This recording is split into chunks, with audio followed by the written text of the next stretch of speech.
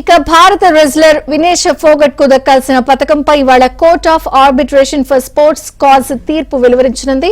తీర్పు ఫోగట్ కు అనుకూలంగా వస్తుందా లేదా అనే దానిపై సర్వత్రా ఉత్కంఠ నెలకొంది. పారిస్ ఒలింపిక్స్ లో ఫైనల్ కు చేరిన వినేష్ 100 గ్రాముల బరువు అదనంగా ఉందని అర్హత వేటు వేశారు.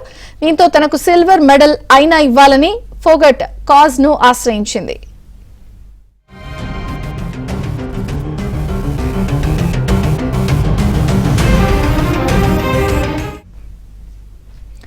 కాగా వినేష్ ఫోగట్ పై అనర్హత వేటు క్రీడా వర్గాల్లో తీవ్ర చర్చకు దారితీసింది.